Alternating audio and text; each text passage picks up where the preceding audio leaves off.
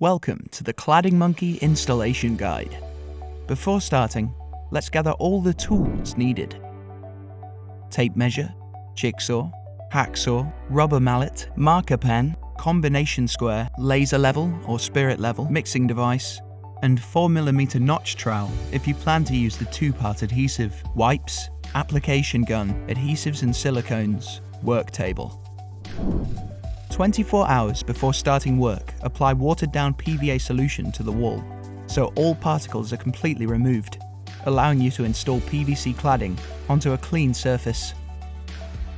The capping and transition base should align at the bottom of the wall and sit on either the floor, skirting, or worktop.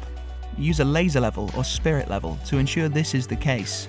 The decision to cut the sheets will depend on the total height of the ceiling. Using the single-part adhesive, place the trim on the predetermined level, then use your hand to apply pressure.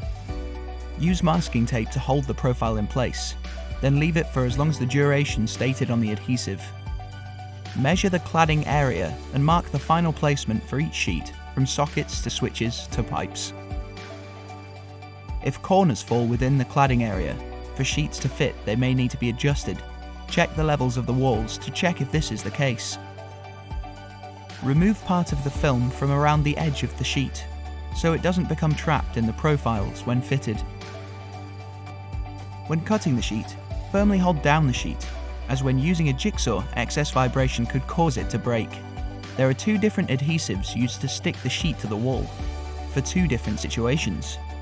For full coverage, the two-part adhesive is recommended. For quick installations, the cartridge adhesive is recommended, for internal or external use. When working with the two-part adhesive, mix solutions A and B with a drill-fitted mixing paddle. Mix for at least 2 minutes for an even consistency. Using a 4mm notched trowel, spread the mixture evenly over the non-filmed side of the sheet. But remember to allow for the two-part joining strips, leave a 15mm gap around the sheet's outer edge. When working with the cartridge adhesive, this will also be applied to the non-filmed side of the sheet, but this time, use an application gun. We would always advise to apply lines of adhesive as shown. Make sure the board and wall is dust, dirt, oil and debris free before applying the adhesive. Always use the sealant in horizontal lines, as vertical lines make it tougher for the adhesive to stick. Always ensure even coverage across the whole board. There are two main roles in this process. The first focused on guiding the sheet into the base trim, and the second focused on holding the sheet away from the wall. Preferably, you will have two people present, one to handle each role. If this isn't possible, you can always use some glass suction cups to easily position the sheet. The sheet should only be pushed against the wall once it's been fitted into its base trim. It's crucial that the sheet is correctly placed before it's smoothed over with your hand or a rubber mallet to fully spread the adhesive. Due to their sensitivity to temperature, PVC materials may expand and contract marginally once fitted. This is why a 2mm expansion gap between the cladding sheet and the center of the two-part vertical joiner is pivotal. If the sheets require cutting, the two-part vertical joiner will also require cutting. Fit these using a small bead of adhesive and slide behind the sheet.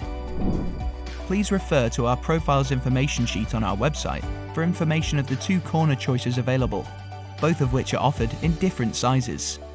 In short, the first type is an internal or external 90-degree angle, simple to use and cut, with the ability to be stuck to the wall with adhesive. The second being an internal and external corner section. Clip the chosen corner piece onto the next sheet to go on the wall once the sheet has been fitted up to said corner. Then run a bead of adhesive down the edge of the previously fitted one, before joining this next sheet up to it and fit onto the wall. In order to fill any minor gaps which may present themselves, you can use our food-grade silicone. Next, trim the join of fronts and transition tops with a hacksaw. Then remove the protective film and clip the relevant join of fronts into place. The cladding can now be wiped down. If any further support is needed, do not hesitate to contact our team on 0164 224 1777 or visit www.claddingmonkey.co.uk to download our detailed hygienic cladding installation guide